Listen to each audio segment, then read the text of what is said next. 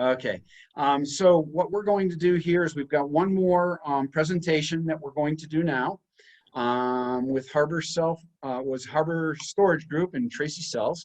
After that, we are going to have a 15-minute break, but we will also, in conjunction with the break, we're going to have Mariella from CharityStorage.org talk a little bit about what they're all about and how you can get involved if you're not involved.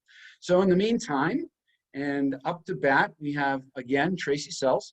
She is going to talk a little bit about competing with the big guys in the REITs. And what I find unique about this presentation, Tracy, is we always hear about how to compete with the REITs, and it's on a marketing side, an online move-in tool side. It has a lot to do with operational and online perspectives. But what I like about what I saw on your website is you're going to be able to share a little bit more, even all the way foundationally to how do you bring up a property out of the ground, how do you start thinking about that competitive nature at that level from day one. And so, yeah, feasibility studies, operational audits, mystery shopping, all of that stuff. So Tracy, welcome to the presentation, and have at it. Thank you. First of all, I'd like to start by thanking the Storage Group for including me in this virtual conference today. I'm happy to be here with my fellow presenters, and I hope everyone's having a great day, and thanks for taking the time to follow along with my presentation. I'm going to turn on my screen share now so you all can see my presentation. I'm going to turn my lovely picture off, and then we'll have some time for Q&A at the end should there be any questions. Thanks again.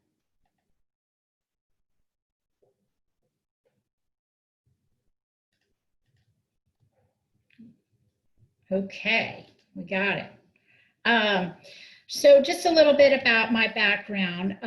Tracy Sells. I have been in the storage business, went too far, 25 years. I've been around the block a few times. I spent 12 years with 2 of the big REITs. My first job in this business was what was then Storage USA, working with Dean Jernigan, Chris Marr, Jonathan Perry, Carol Shipley, some of the more recognized names in the industry that we've all stayed in touch, and I'm sure you all have had interactions with them throughout your careers in this business as well.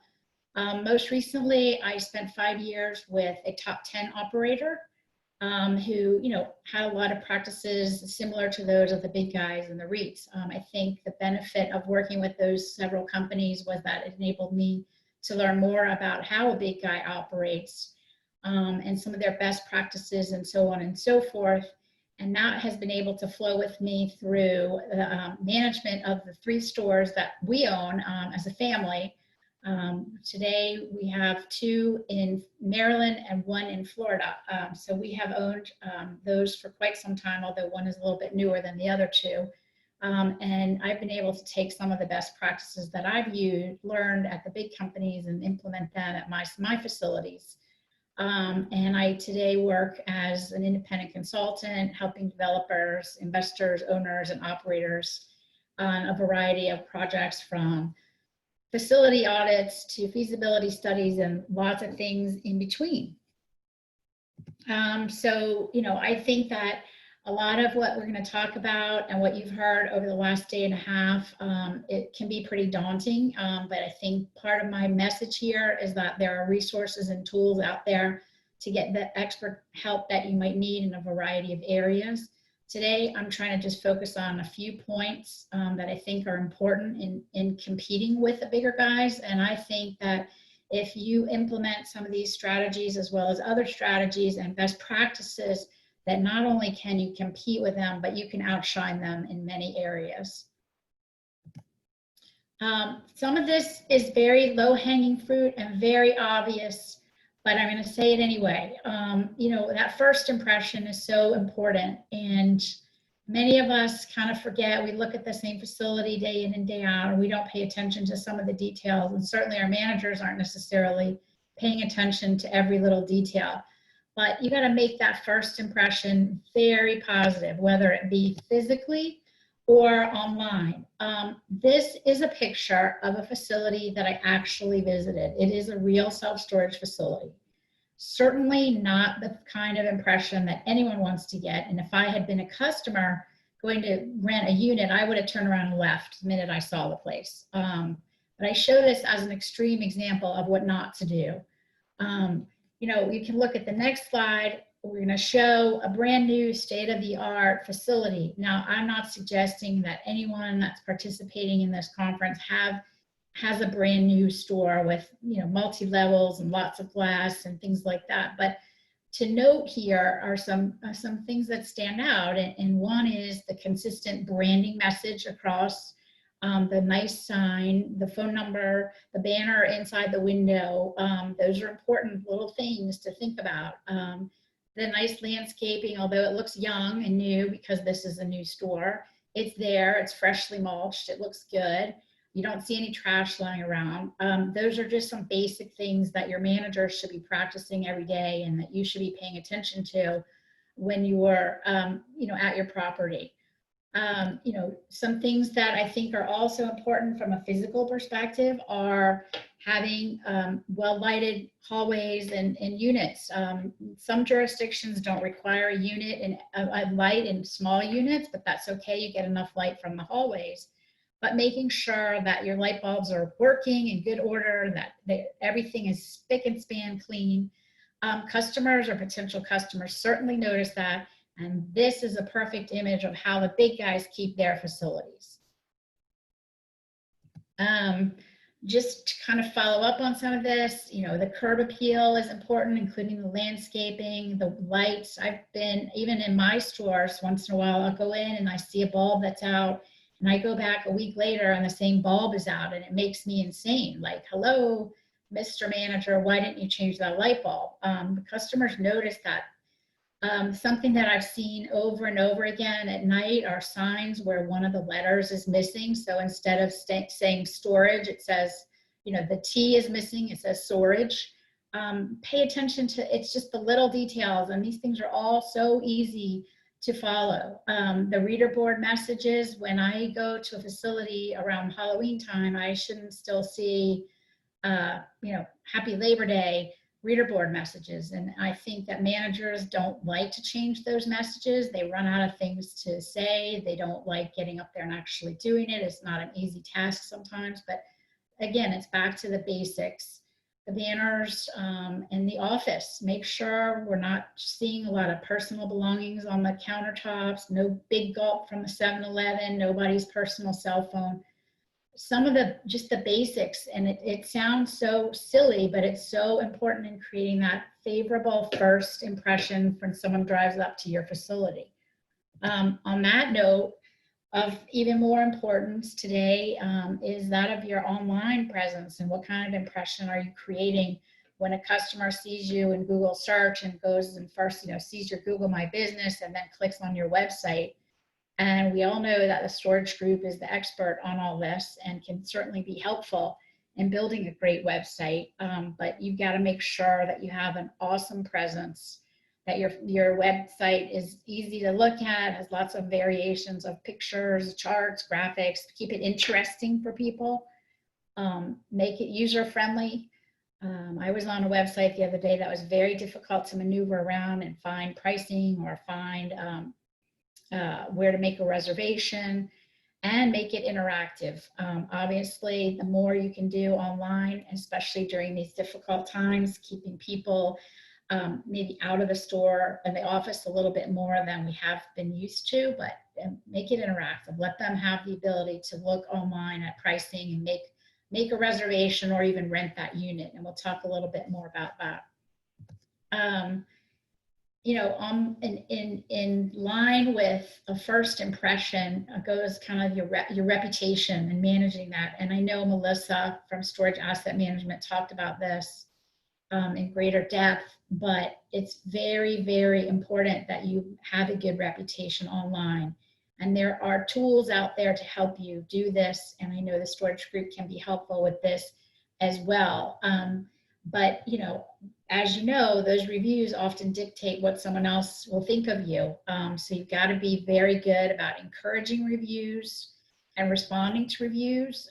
You have to have social media. We all know that that's the way that things are going, especially with some of the younger generations. And are you engaging with people on Instagram, Facebook? Are you on Yelp and those kind of things? And are you having an interactive dialogue with potential customers and existing customers through some of these social media channels?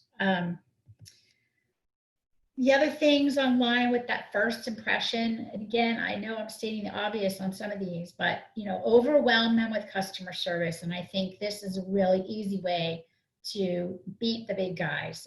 They're so big that they don't often have that special touch, that interaction with their customers that you can have as a smaller owner operator. But make sure your staff is well trained and keep up with the training. Don't put them out there to hang and dry after that first round of training.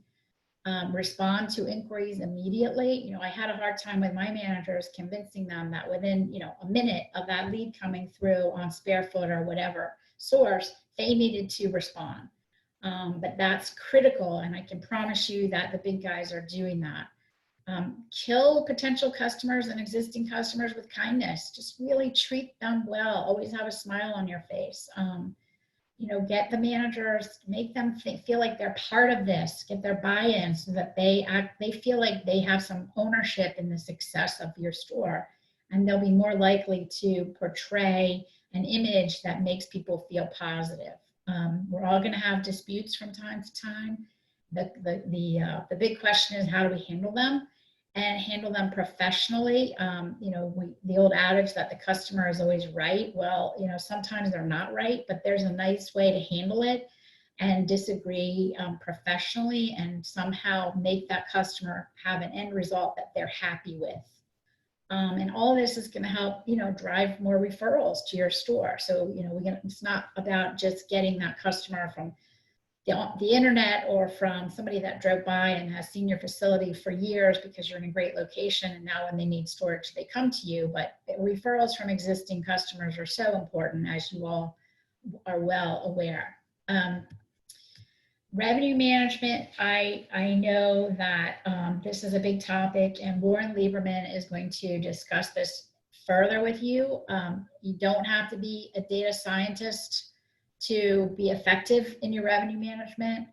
I'm going to cover a few areas today that hopefully will be helpful, but bear in mind that there are lots of tools both in your operating software and other software packages, as well as experts to help you with this. But I think if you know what to look for and you have a few examples of things, it might be helpful to you in better managing the revenue management part of your business, which we all know is so critical. We know that there's been a big increase on pricing pressures in the last year or two, couple years, with all the new development that's going on. And certainly during COVID, as Kevin just talked about, you have to be sensitive to the pricing. You don't want to have a perception of being gouging customers and so on and so forth. So we're all dealing with some pressures that we didn't have a couple of years ago. We also know that revenue management, is a function of a broad range of customer needs and different types of customers, from the student to the millennial to the older person who's moving out of their home into a family member's house, and they all have different needs. And then, add to that, there's lots to manage in terms of the unit sizes, the types, and the location of the units. And how do you make all the pieces of the puzzle come together so that you're most effectively managing revenue and optimizing your revenue all at the same time? As I mentioned, lots of moving parts. There's rents, there's discounts. You got to factor in who moves in, who moves out, how long someone stays, the variety of unit features that you have. They all come into play. And of course, not one model will fit every type of facility. A stabilized property is going to have a different kind of need in terms of revenue management than a property in lease up, and different parameters are going to apply and different strategies. So these are all things to just kind of bear in mind as you move forward in your revenue management. A lot of people are not handling revenue management optimally. I think as small owner operators, it's easy to kind of follow your gut. You may not have the same level of data that some of the big guys have, but I think there is a lot of data out there at your fingertips that you can use to make good decisions. A lot of the smaller owner operators are just not changing prices often enough. Well, we know that the big guys are changing, multiple times a day in many cases. That's important, and I'm not suggesting that to be successful, you have to change your price 2 times a day, but I think that you have to be on it and have a disciplined approach and schedule to making sure you're looking at your prices all the time, together with a lot of other factors such as the occupancy type of that unit, the trends and move-ins and move-outs and things like that. Some people use the occupancy level as the sole decision-making factor in changing a price. And while that's important, of course, it's not the only factor that you should be considering. And I'll show you an example in a minute. A lot of people do only make changes when the competition make changes, and that may not be the best approach either. Again, it's back to there's lots of components involved in the pricing decision, so not one size fits all here. And then, don't be reactive necessarily just because big guy up the street lowered his 10 by 10 to, $50 a month doesn't mean you should run out and do the same thing. So don't be reactive, because that just leads to lots of fluctuations that make it harder to be effective in your rent growth. As you're thinking about your revenue management, what I try to look at is, what's the value of each customer that moves into your store? How long do you think they're going to stay, and what's the value of their rental? The average length of stay, as many of you know, is 13 months. 50% of our customers move out within 6 months. And the length of stay varies by, certain times a year versus the type of unit, and versus, whether you're in a suburban location and more, single story, all, ground level units, or an urban location and a vertical building with lots of elevators and upstairs. All that factors into how long a customer stays and what your average length of stay is. But again, it's important to have this data as you think about your revenue management practices. Here's an example that I think is kind of compelling, and it's about using your gut versus using forecasting and using some of the features and functions that we've talked about in setting your prices. And just to simplify it, I say if you have a facility with 100 units and you're 91% occupied, your unit price is $100, you're highly occupied. So your gut says, oh, well, I'm 91% occupied, I can raise my rents. So you raise them up to $107 and you get 4 new rentals. Well, that's great. You still have your vacates at the end of the month. Let's say you had 9, for example. You end up at 86% occupancy with a revenue rate for that month of $8,628. Now, if you use forecasting and say, well, gee, I expect these vacates at the end of the month. We usually get X number of vacates every month, or in this month of the year, historically, we've seen 9 vacates. So you have 9 new rentals and you've priced it a little lower. You've priced it at $99 because you're saying, I know I have these upcoming vacates. I want to fill those units. So I'd rather take a little lower price. So you get 9 rentals instead of 4 at 107. So 9 rentals at $99, and you still get your 9 vacates. And your ending occupancy, which I made a mistake, is 91%. You're right where you were, but your revenue is 5.5% higher. It's $9,000 for the month. So just because you're priced higher doesn't mean you're going to get higher revenue at the end of the month. And that's something to consider as you set your pricing. It's the right balance between occupancy and rates to get you that revenue. So just real quick, we've talked about this, but your goal is obviously the revenue, not necessarily the occupancy and not necessarily the rate. Look ahead, forecast your demand based on some of the data that you have. What happened in the past is not always indicative of what's going to happen in the future. So think about that as you set some pricing.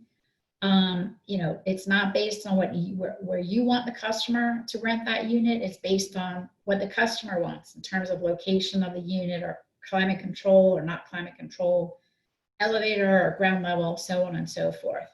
And as I mentioned, you know, following what your comps do is not always the right thing to do.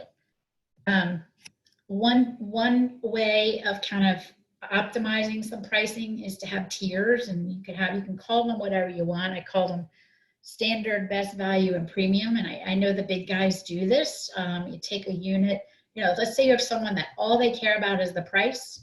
They don't care how far from the door they are, or whether they're drive up or walk through a hallway or go up an elevator. They just want the best price. And on the other extreme, you have someone that is willing to pay whatever they can or want to pay because they want to be closest to that elevator or the first unit in the drive up aisle. So there's two extremes, and then you have one in the middle. That's kind of a balance of both. But the idea here is that you can charge more for that premium or most convenient unit than you can for the better or best value or good or standard unit. So having different options available, again, lets the customers choose and gives you an opportunity to have higher rent rates by unit type. And in many cases, you can price those best units 20 to 30% above the market. I'm sorry, your street rates can be below the market, but then you get people in and you upsell them to those better categories, right? You advertise your prices at the good rate, and then you upsell people at the better and best rate, best and better unit type. And bear in mind that what could be the best unit type today, tomorrow may not be the same, because let's say you had 10 vacates in the same area as what a premium or best value unit was one day, and then the occupancy changes, so that particular unit moves to a different type, a different bucket, if you will. So it's, again, you got to just stay on top of it and be aware of the changes and the trends and the forecast going forward of what's going to happen with your units. You know, you have vacates coming up, you might know what sizes people are moving out of, so a unit type may change. And then help the customer decide what they want. Try to help upsell them to those premium priced units.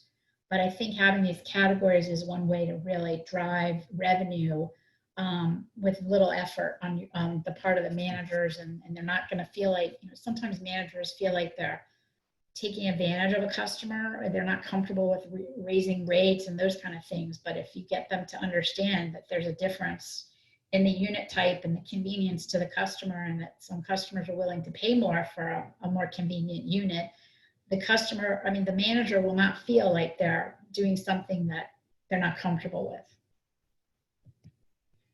And marketing, which I know has been covered in this presentation, and we talked about it earlier, so important. And I've already touched on a number of these things, but just a few tidbits here. 75% of people never scroll past the first page of a search engine. So the goal then is to get on that first page. And how do you do it? You start with having a good profile on Google My Business. You start with having a great website. You engage with your customers. You have a social media platform. You have reviews, and you respond to reviews, and you're interactive. The more interaction you have with your customers, the higher your placement is going to be on Google. And that's without spending extra money on pay-per-click advertising. This is all organic. And again, the storage group team, they're certainly the experts at this, and they can help you through this as you navigate your way through the marketing process. On the line of marketing, and I touched on this earlier, kind of having a consistent brand across all channels, that's super important. You want the person that looks at you online to also see that same brand when they drive by your store, or when they walk in. They want to see consistent kind of marketing inside your store that matches everything else across all the different channels.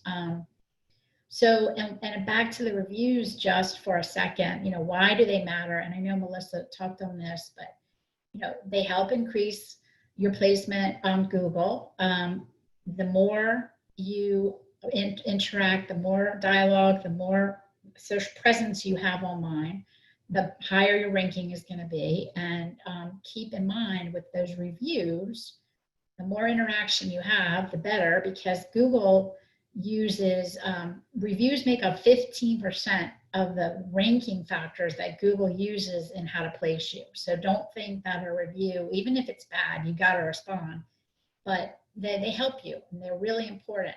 And you should be actively trying to get reviews from your customers. You know, marketing, again, is kind of like the revenue management. You can't use your gut to make decisions. You've got to look at patterns and data. You know, the feedback from your customers, the calls, when are they coming? What type of calls are you getting? Look at your pricing.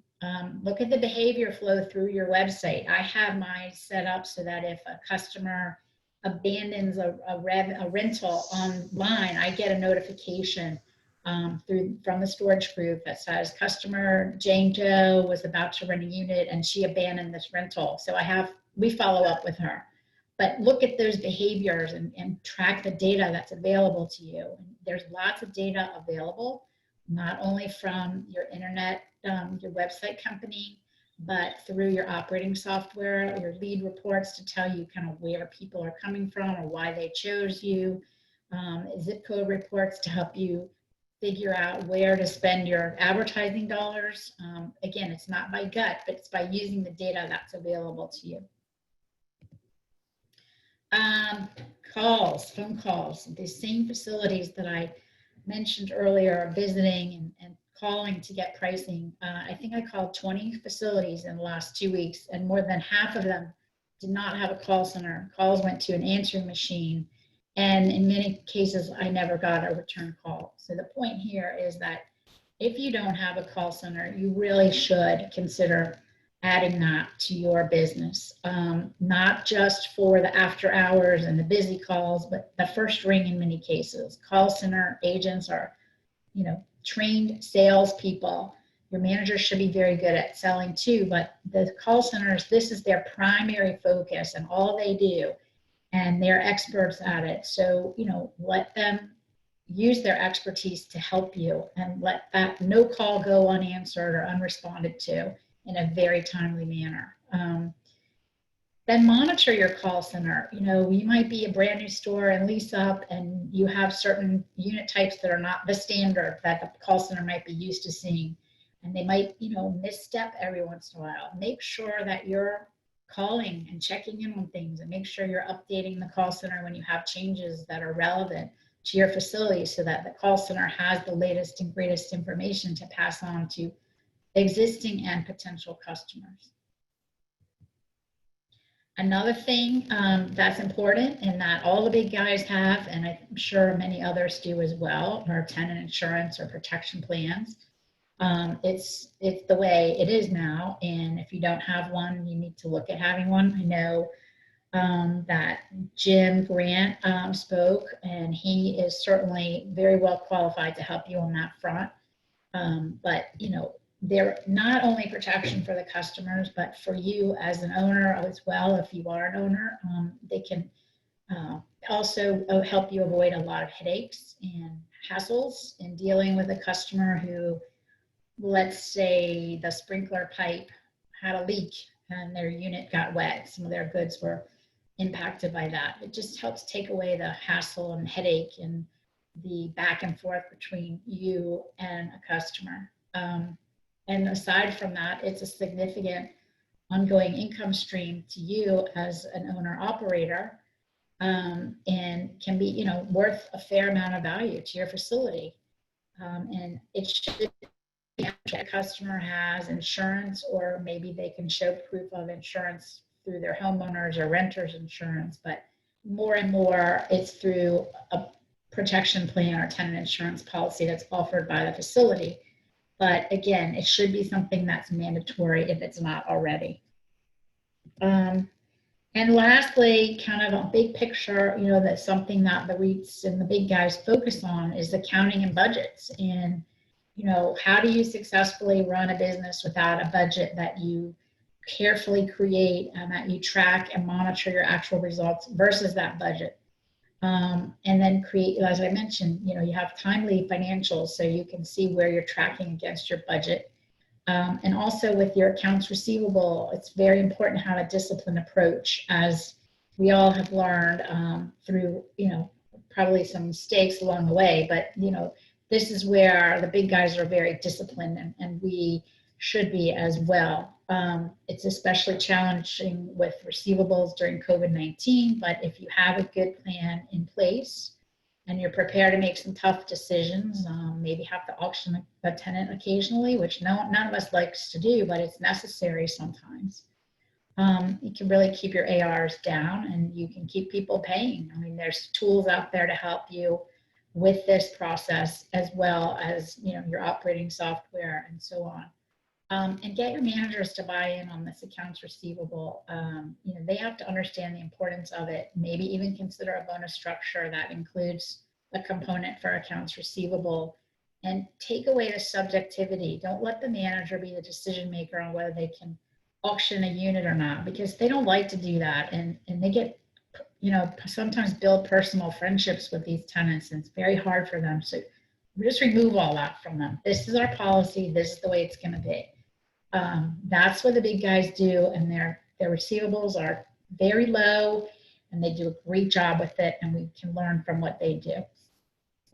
The last thing is, and I know that we're going to touch on this a little bit more and have already, but managing during COVID, it's changed for all of us. You've got to have those online rentals now. If your website's not set up for that, that's pretty important that you take a hard look at that. Online payments, again, same thing. We want to reduce that customer contact, as Kevin was just talking about.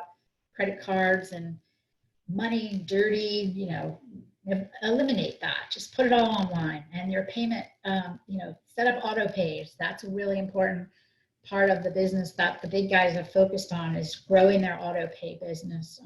That helps reduce your receivables, and also, it's a good source of convenience for the customer and for you. In COVID, from a customer service perspective, it's changed. I know my managers were always getting up when a customer walked in the door, walk from behind the counter, reach out, shake a hand of a customer. Well, no more shaking hands, but work around that and have that big smile on their face, and still get out from behind the desk and greet and be friendly. But just adapt. I guess the big thing is be adaptable during a COVID type of pandemic or whatever other disaster that we may be faced with.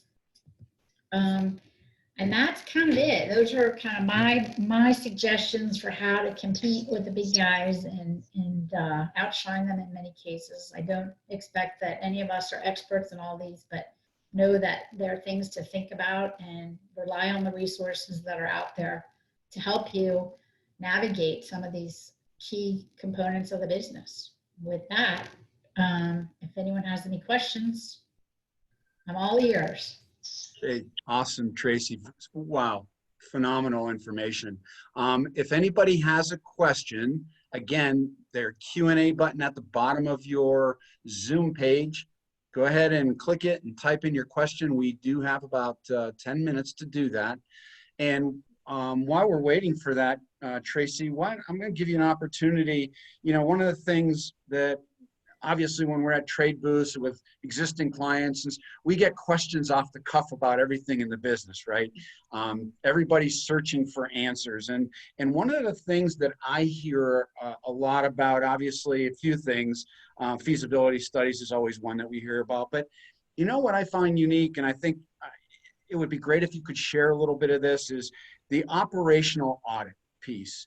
I think that's really important, because a lot of times, we'll get people come up to us and we talk to them about their business model. What's your business model? What are you trying to do? You hit on some of that today with regard to, rates and projections and not doing things from the gut, but they'll go and say, well, I have an accountant and they kind of help me with all that.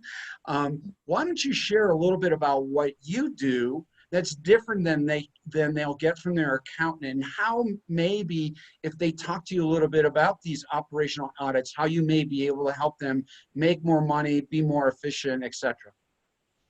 Sure. Thank you. That's a good question.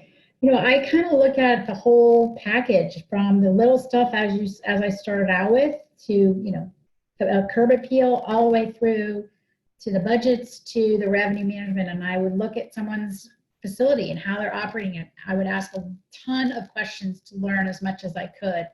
I would look through tenant files. I would look at financial statements. I would look at operations software reports. I would look at budgets. I would look at all that and see where there's gaps and try to help develop a business plan for someone that really helps them capture all these tools that are out there to them and helps them understand how to use these tools and how to use these best practices to help grow their business and be more efficient and in better control of day-to-day operations, of finances. I mean, how do you identify when someone's stealing from you? Those are things that we look at, and the best way to go about doing that. And there's reports and tools and action you can take to really study that. I think the financials is a big one that we often overlook, but if you're not creating a budget, it's really important that you have one. Help you operate within that budget, keep your finances in control. Let's face it, at the end of the day, everything we do flows through to a number on an income statement. And, this income statement can help point out obstacles or hurdles or red flags. I look for the red flags. So even if your accountant is preparing your financials, are you really reviewing them and understanding them? And are you aware of how the day-to-day operation flows up to that financial statement? It's one thing to look at it, but a better option is to understand it. I hope that helps a little bit. Sure, that's great information. And I'll go ahead and pose one more scenario to you that we hear a lot about, and I think not a lot of people talk about it. So creating an exit strategy. At some point, owners either, they don't want to transition the business, the kids don't want it, there's no kids, there's something comes up in life, you lose a spouse or something, and you want an exit. And I talk to a lot of brokers that are friends of ours, and they say, boy, our hearts are broken a lot of times. And these people come to us and they're like, what, can you tell me what I could get for this property? And they give them a number, and the people about fall off the chair backwards saying, oh my God, that's so much less than I thought I was ever going to get for this property. Why don't you speak just to that for a moment, and how people can better prepare themselves with some type of strategy, even if it's not something that they plan to do in 3 or 5 years, but at least have something in the background that if something does come up where they've got to pull the trigger, they're ready to do that. Good position to do that. Absolutely. And I think it's important that, just kind of some of the things that I spoke to in my presentation, implementing some of those practices now, so that when the day comes that you want to sell, you're in a position to do so. Keeping the facility in good working order and spending on repairs and maintenance and being proactive all the way through to having that sophisticated website that drives more traffic to you. All these things are doable. I think what people forget is that there's a lot of help out there in this industry. The experts can be of assistance to you, but you have to create a business plan with the components, and there's even help for creating a business plan. Get that business plan together, get a strategy together of how you're going to best operate your facility, so that you implement various components of that strategy and hire the best people to help you execute that strategy. Then when the day comes, that number that the broker gives you is a lot higher than if you hadn't done anything at all in the meantime.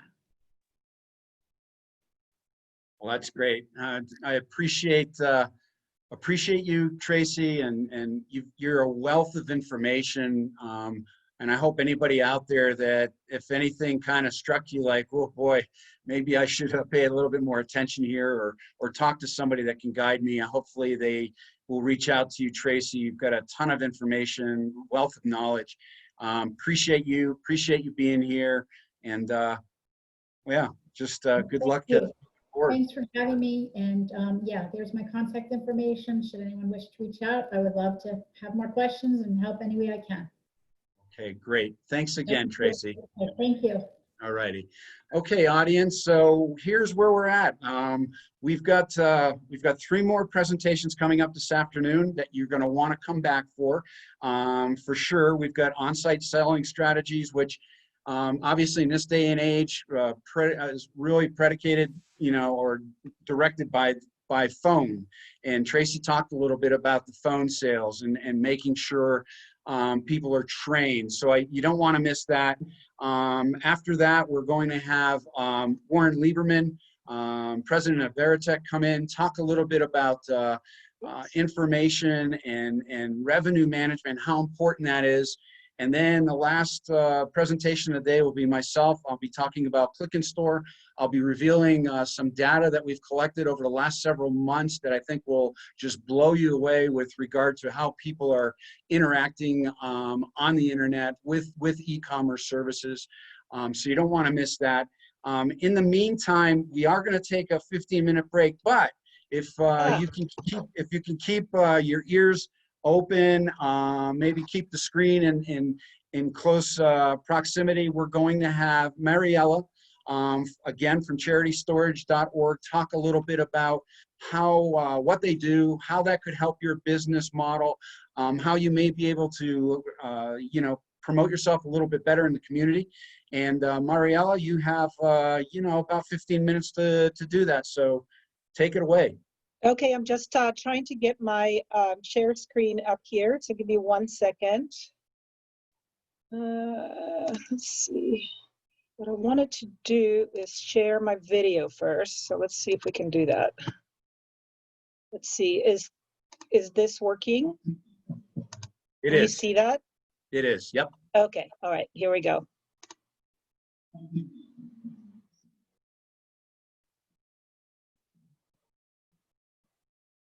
Not getting the sound. Okay. Yeah. That I don't know. Let's see. Stevie, Jill, do you hear the sound, or am I just not getting it?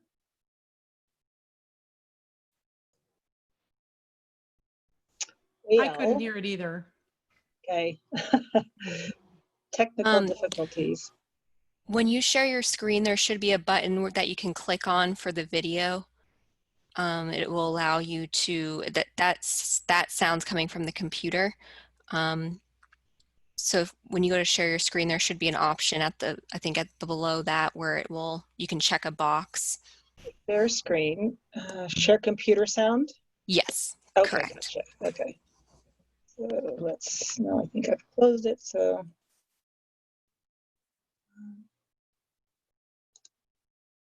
Sorry about that. It's not what I thought it was going to be easier than this. Hold on 1 second. Video just started.